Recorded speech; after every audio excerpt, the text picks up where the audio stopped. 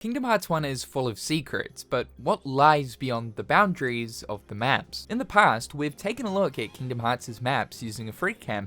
However, this has only ever been via the use of a website known as NoClip. This website is sort of like a model viewer of old school video game maps, but because we're not technically playing the game, NoClip only loads in everything related to the map. So for other assets like trigger points that aren't baked into the map, these won't appear through this website. However, thanks to KSX, who has recently created a free cam mod for Kingdom Hearts 1, we can now view these maps in their entirety. I stumbled across quite a few interesting findings that lies beyond the boundaries, so without further ado, let's dive in. In the Cove area of Destiny Islands, a model of Riku can mysteriously be found underneath the map. Now, if we get Sora underneath the map, we can actually lock onto Riku here, though there is no means of being able to interact with him. Generally, when a character or an asset is placed outside of the map, it usually means that it's used for a certain trigger that happens within a map's space. They're just hiding out of bounds for the time being. Most of the time, this is in relation to cutscenes. However, in this instance,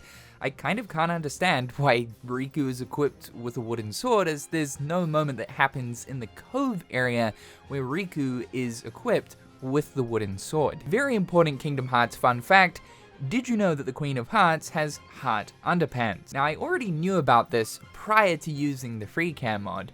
During the encounter where you have to destroy the tower after you presented the evidence, not a lot of people know this, but you can actually attack the Queen. If you lock onto her and use magic, she'll actually fall over, revealing her heart-themed underpants. The podiums that the dream weapons sit on during the dive to Heart are actually positioned right underneath the stained glass pillar and simply rise through the floor during the cutscene. Something else interesting I noticed about the stained glass pillar is it looks like there is a texture bug that is applied only to this specific stained glass pillar. Not long ago, we were talking about a mystery secret in Halloween Town that was seemingly removed by Square during development. If you want more context on this, it's quite interesting. I'll leave the link to that video in the description down below. But to quickly explain this, it seems as if at one point Square Enix were planning on a puzzle that needed to be solved in order to activate this lamp here that would cause the pumpkin head at the top to open its mouth and reveal a spider that Sora could interact with and pull for most likely what is an item. Well, thanks to Zraxis for letting me know about this, the spider is actually inside of the pumpkin lamp, confirming that yes, this is in fact a removed secret, or maybe one that we still just haven't solved yet. Also in Halloween Town, a lantern platform can be found underneath Curly Hill. Now, I managed to get Sora underneath Curly Hill to see if I could activate the platform with fire. You can lock onto it. Unfortunately though, there is no trigger coded into it to make the platform start floating with fire. Hercules can be found in the Olympus Coliseum foyer just outside of the map. Now, what's interesting about this is, well, he's impaled by a sword, but wait a minute, he's wielding a sword. There is no moment throughout Kingdom Hearts 1 where Hercules uses a weapon. As we know, he fights with his fists. Getting Sora outside of the map allows us to lock onto him, but there is no interaction. He's likely here for a cutscene, but why he's wielding a sword here is a bit of a mystery. Neverland shows us a really cool example of the technique that Square Enix used in order to create reflections across water surfaces in the older Kingdom Hearts games. They would simply just duplicate and flip the assets that needed to be reflected across the water's surface, as real-time reflections weren't much of a thing back then. This isn't just something exclusive to Square Enix though. This technique was commonplace for a lot of games during that era. A trapdoor can also be found underneath the deck of the pirate ship, constantly opening and closing. This is actually the trapdoor that Sora falls down when he first arrives in Neverland. For some reason, outside of the tunnel area of Deep Jungle, the boat on the pulley system that's usually found in the tree house is just randomly sitting here, flipped upside down. While I'm pretty sure I can explain most of the things that are found outside of Kingdom Hearts' maps, this one here is a complete mystery, and it's likely just some leftover thing or an oversight by the dev, where they forgot to remove this asset during development. I do wonder if there was going to be a cutscene where Sora would jump into the boat up in the treehouse, and it would then fall down into the tunnel area, as this is where you're sent when you jump off the treehouse. I also want to mention the treehouse real quick because looking at this when you take the camera all the way out is quite interesting. The entire treehouse is pretty much just sitting on top of a grass or leaf texture to give the player the illusion that they're up high within the trees. The kingdom key can randomly be found underneath the floor in the green room of Traverse Town. It's most likely used when Sora is first taken to the green room by Yuffie and Leon, where he summons the Keyblade while he's sitting on the bed. In the area outside of Merlin's house, if you clip through the walls here, you can find a hidden blue trinity. Now I know that a blue trinity can be found inside of Merlin's house, though that is a separate room. This could have been Square Enix playing around with the idea as to where to place that blue trinity. Unfortunately, I couldn't manage to get Sora in through the walls here in order to see if I could actually interact with it. Inside Merlin's house, the model of his bag can be found just outside of the boundaries, and underneath we can see a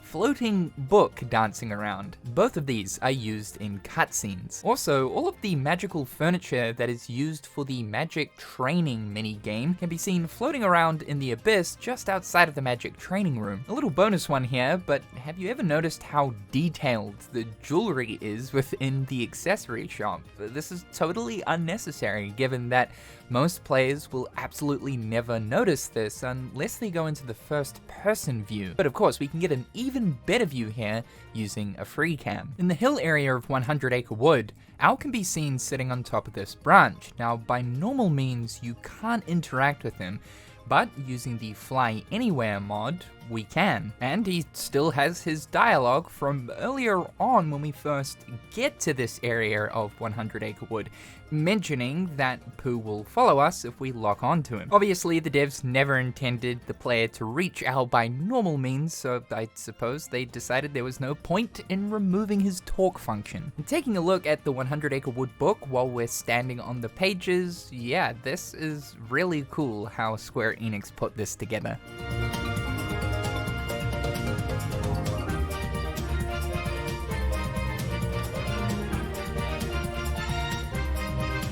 Within a lot of the rooms in Hollow Bastion, you can find a lot of moving shapes. Not long ago, we were talking about how in the Castle Gates area, even by normal means, you can see a random flying square off in the distance. But it's not just that room. Hollow Bastion is full of really strange moving shapes. And across all of the rooms that I searched throughout the entire game, Hollow Bastion is the only world that contains these shapes. Now, sometimes these could be coded trigger points to activate certain things within the level, and I believe that's what this is. For the final platform area in the world terminus, way off in the distance, way outside of the map, we can see an unused portal. I was really curious about this one, so I absolutely had to get Sora up there to see if we could walk through it. Maybe we get sent to some secret area that had never been discovered before. But no, in fact, it doesn't work. It's just an unused portal sitting lonely by itself off in the distance. Being able to get a good look at the world terminus area is really interesting. The layout of this space is quite peculiar looking. I also really like when Kingdom Hearts goes for the really dark and ominous original locations, something that was quite clearly lacking when looking at Kingdom Hearts 3. I absolutely love the organic look that Square Enix applied to the details of the pillars here, almost making it look like these things might even be living. And something else that I noticed is the entire layout of this area. It goes down from one pillar to another in a spiral of sorts. This entire space is actually very reminiscent of the world transition icon that's used to room transition for Birth by Sleep and 0.2 in the Realm of Darkness. Also, have you ever noticed that the layout of the pillars within the room terminus is actually incorrect? When you're standing here on the second to last pillar before transitioning over to that one there, which is actually the final one that sends you into the next room, you might notice that there's actually another pillar beyond that one. But when taking the portal, we're just mysteriously now at the final pillar. There is no pillar in front of this one. even though if we look back in the distance, the pillar in which we came from is now the one that we were looking at? What's going on here? So in fact, an entire pillar space here is actually unused. There's actually an unused room for the end of the world that can still be found within the game's files, known as Crumbling Island. This is a darkness-infested portion of Destiny Islands, very similar to the environment that we come across when fighting Ansem at the end of the game. It's always been believed that this space was going to be used as a boss arena somewhere at the end of the game. But what if this space here was going to be the final room you would enter into within the world terminus, as the world terminus is all about sending us back to locations we've already been to? But Square Enix decided, because Sora already makes his way to Destiny Islands right at the end to fight Ansem, it wouldn't really make sense to have this here in the world terminus. If we jump out of bounds in the world terminus version of Traverse Town, we can find the Blue Trinity, where it usually is in normal Traverse Town, though it unfortunately can't be used. The doors for the second district and Merlin's house are unusable, obviously, though interestingly enough,